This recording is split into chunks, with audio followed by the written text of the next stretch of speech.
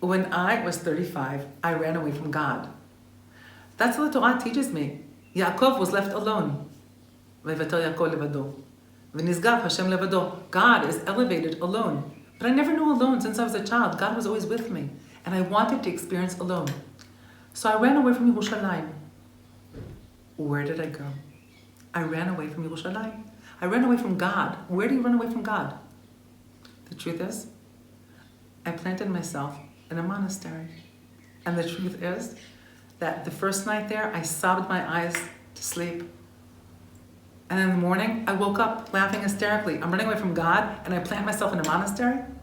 I said to myself, forget it. You're never going to be able to run away from God if this is the best you can do. I left the monastery once because I had to teach from this book, the Mei HaShiloach, the Ishbitzer Rebbe, on this week's Parashat Naso. Why?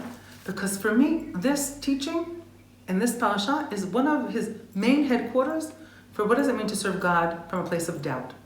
And what does it mean to serve God from a place of doubt? Levi has 3 sons, Gershon, Kehat, and Merari, and each one of them a different attribute. Kehat, also connected to what parts of the tabernacle they were carrying.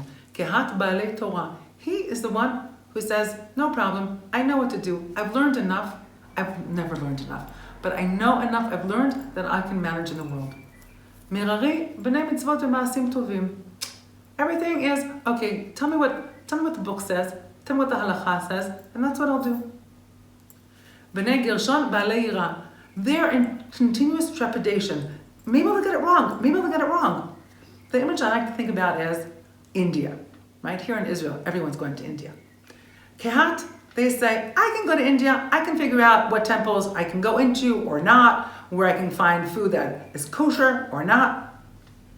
I'll be okay. Merari says, I have to go to India, but what am I going to do? I'll go an organized tour that is appropriate for the observant traveler. So I know Shabbat, I know kosher food will be there, I'll be fine. Gershon says, India? How can you leave the house? How can you be sure you're going to have a minyan 3 times a day? And what happens if the bus breaks down on Thursday? You're going to be stuck for Shabbat. So, no India. The thing is, there's something I actually believe they have in common. Because you can be kehat and sometimes blow it.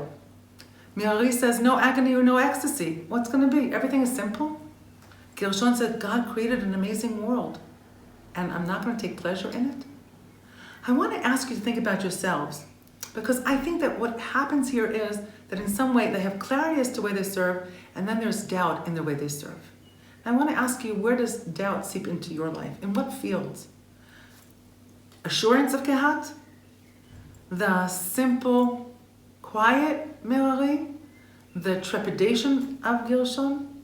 And I want to say the truth is sometimes in some fields, I'm Kehat, I'll be okay, I can manage, I'll know I won't get in trouble. Sometimes it's Merari. It needs to be simple. Yeah, no agony, no ecstasy. Simple. It's okay. Sometimes Gershon, like, I'm going to stay home. I'm just not going to go there. What in your life do you find yourselves being Kehat, Gershon, Merari? And sometimes in our life, in some stages of our life, we're one. And in another stage in our life, we are the other. And that's also true. How do you live with doubt in your life? In doubt with your relationships? In doubt with your connection to God? How do you live with doubt? This parasha, the headquarters of serving God and living in the world from a place of doubt. Shabbat Shalom from Schechter.